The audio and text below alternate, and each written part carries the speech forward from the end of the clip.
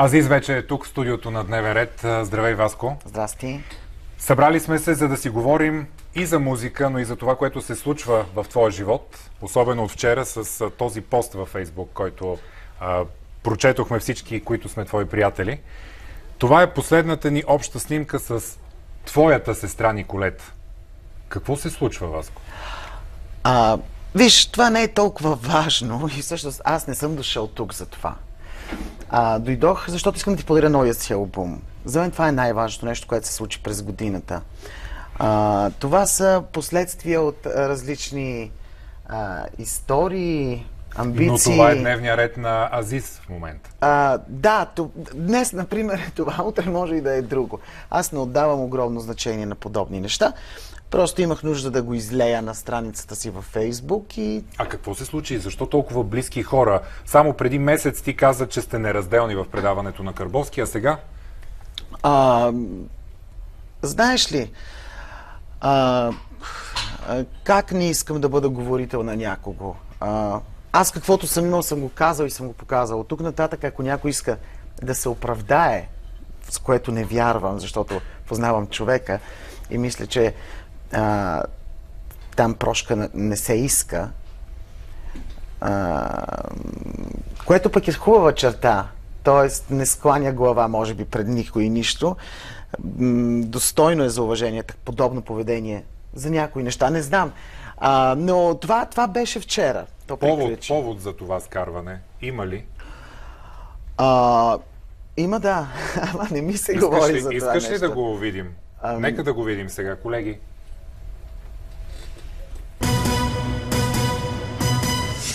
Съветваме всички звезди да внимават къде и на кого оставят телефоните си, защото те винаги могат да попаднат в ръцете на Николета Лозанова, а съдържанието им да стане достояние на цяла България. Точно както се случи с нейната най-добра приятелка Василка и видеото, което ще оставим без коментар.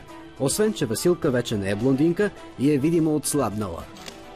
Кой е най-добрият певец? Аз. Кой е най-красивият циганин? Аз.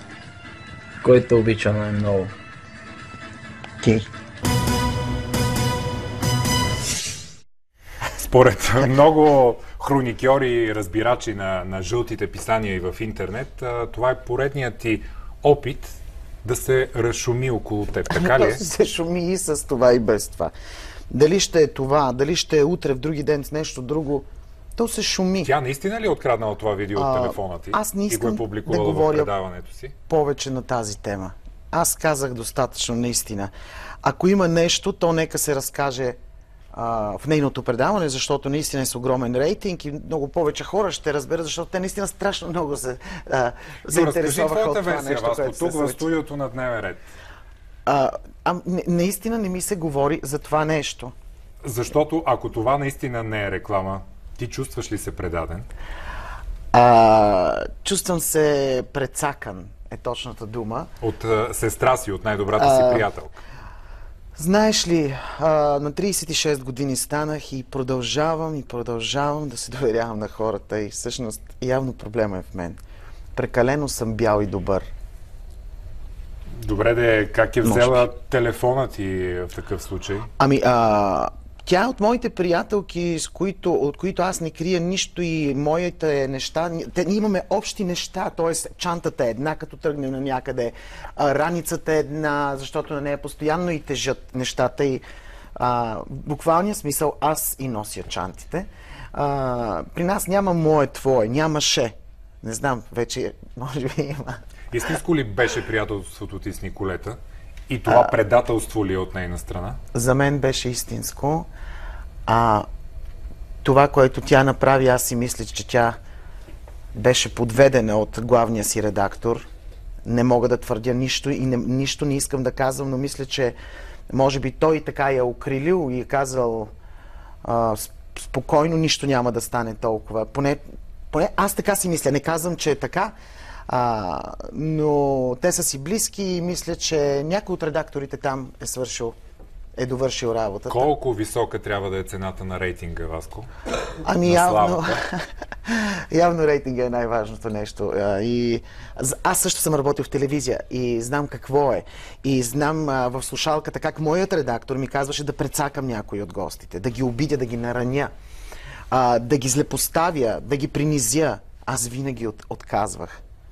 Аз не мога да карам хората да се чувстват неудобно и кофти. Но има хора, които... Има ли вариант да се сдобрите с Николета? Много ми е прясно всичко. Не знам. На този етап е хаос в главата. Наистина, и защото от всякъде звънят, интересуват се, питат хората, страшно много взеха да я нападат, стана ми мъчно за това нещо, но мисля, че тя не стои сама за това нещо. Мисля, че цялото й предаване, поверително от ЕНЕЛ, има пръст в това нещо. Чувал ли си я след този случай? Липсва ли ти? Не ми липсва. Писали ли сте си? Не През трети хора предавали ли сте си някакви думи? То цялото предаване стана за този скандал. Сега аз нямам време да си разкажа за новите песни. Кажи ми това и последно, няма да те питам повече. Какво, дали си липсвам или не? През трети човек дали сте си говорили? Не сме. Не помня, с много хора говорих последните 24 часа на тази тема. С всички вестници, с всички списания. С никой не коментирах тази тема. С никого. Със сигурност тя в момента ни гледа. И защо сега тук ме...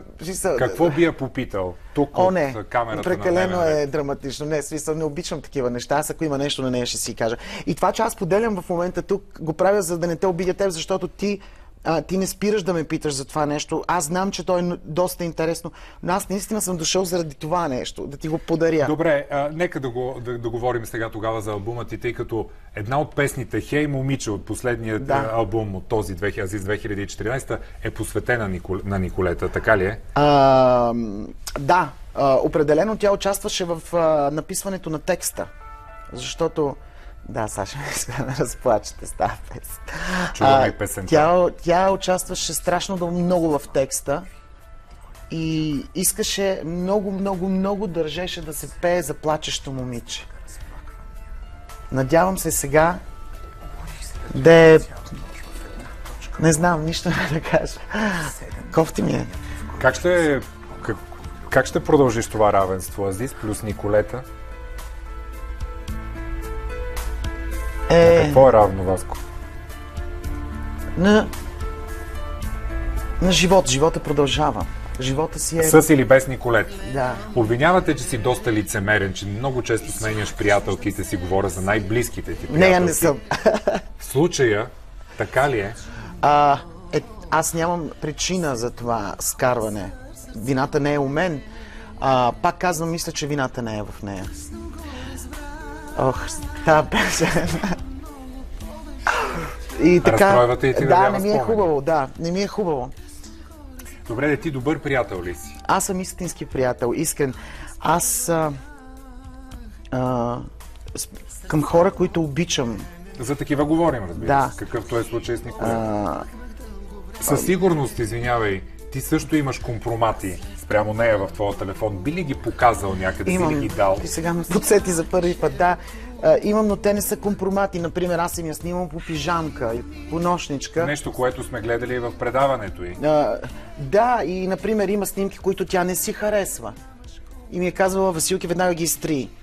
И аз в суматохта не съм ги трил, защото аз не мога да изтрия всичките снимки. Те са към 2000 само нейните в моя телефон.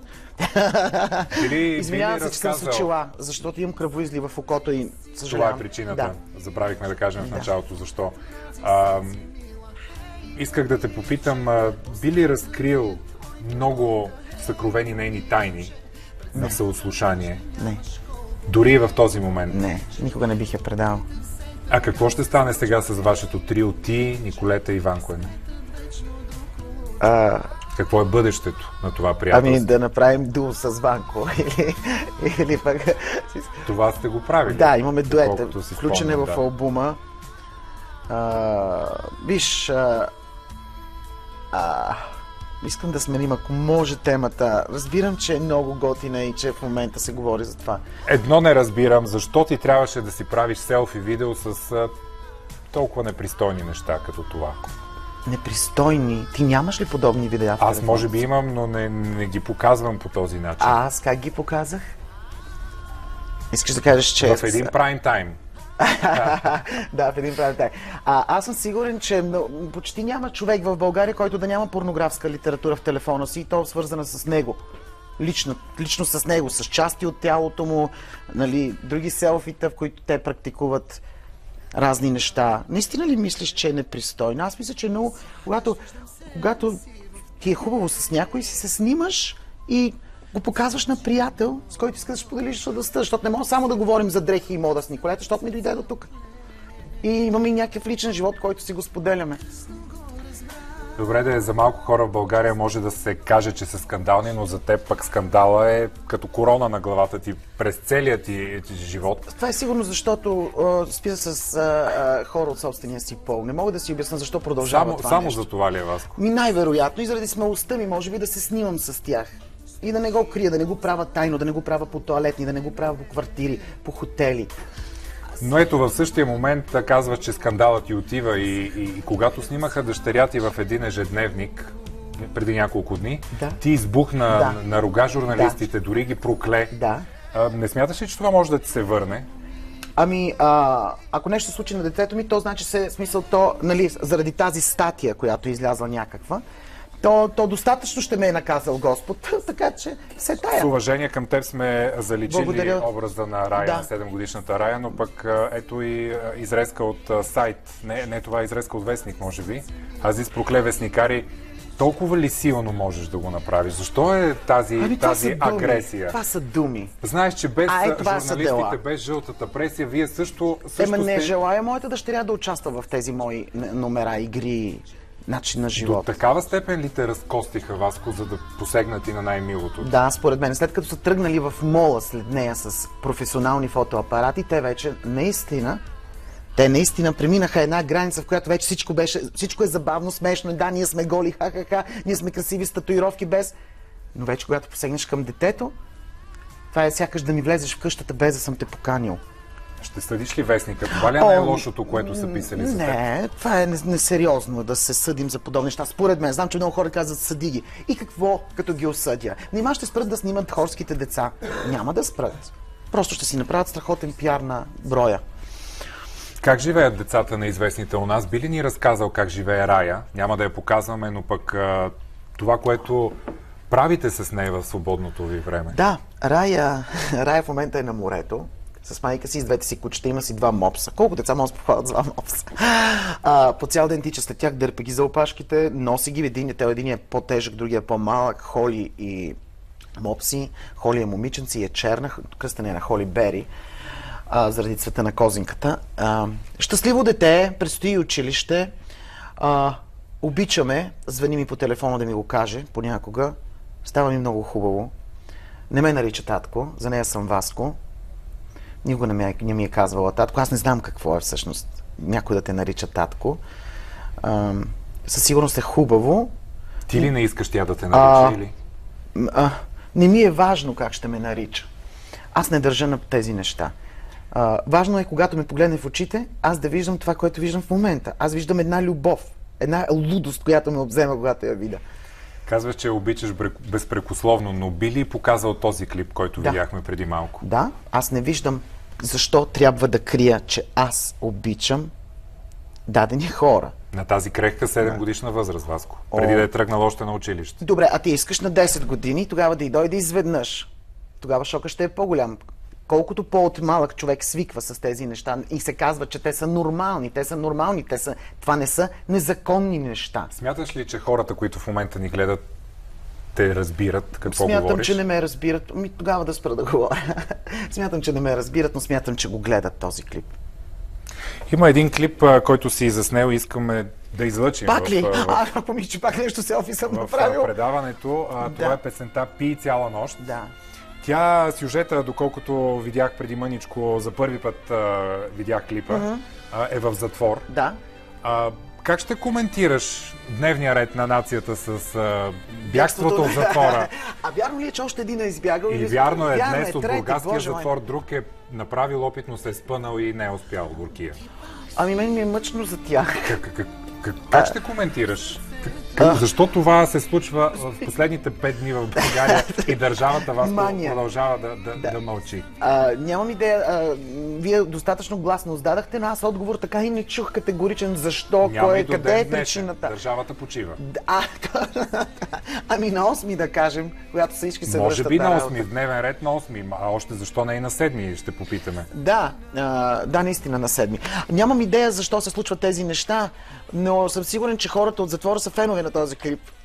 Тук няма бягство от затвора, но пък има едно така свободно движение, едни песни, едни танци, в които затворници са щастливи. Надявам се и нашите затворници да са щастливи, в смисъл да не са толкова нещастни вътре. Може би ти си най-успешният модел в България, казвам модел от гледна точка на това като начин на изграждане на една личност. От Васко, циганина, до Азис, суперзвездата. Self-made. Self-made, точно така. Би ли направил курс в някои от университетите за това как се изгражда една звезда в България? Знаеш, темата Азис са изучавани в университетите. Казвали сами го студенти, които са посещавали точно тези часове. Знам, че им е интересно, но аз не знам какво да им преподавам, какво да им преподам. Че когато някой приятел те нарани, можеш просто да го напишеш във Фейсбук. Ако това е урок по... Аз мисля, това, че моята стена се следи че толкова... всичките твои лекции могат да бъдат твоите истории от живота, Васко. Ама това е защото аз съм искрен и защото не ме е срам да се снимам с човекът, с който лежа. Това е, оттам идва, това е разковничето на всичко. Мен не ме е срам. Тези хули, които ще последват от тук нататък, притесняват ли те? Не. Аз вече 13 години съм в медийното пространство. 13 години нито веднъж не ме притесниха, нито веднъж не се отчаях, не се отказах. Даже според мен, ако спрат, има опасност да означава, че съм омръзнал на хората. Но щом не спират, значи... И за тези, които продължават да си мислят, че цялата случка с Николета е пиар ход, не ме интересуват хората. Не ме интересуват какво си мислят. Но хората, които не те интересуват, Васко, са почитатели твои, някои от тях. Аз не вярвам моите хора, които купуват албума ти. Да, аз не вярвам, моите почитатели ми вярват. А тези неверниците, които са, те не ме интересуват, те не си купуват албума. Аз нямам никаква файда от тях. За всичките тези години, Васко, от коя година започна първата ти песен на голяма сцена? 2000? Кога изгря звездата? Кога изгря звездата на Азис? Да, 2001 година, Варна, Златния Мустанг. Това са колко? 13 години? 13 години, да. До момента на каква цифра оценяваш твоя медиен образ? Ако реша да...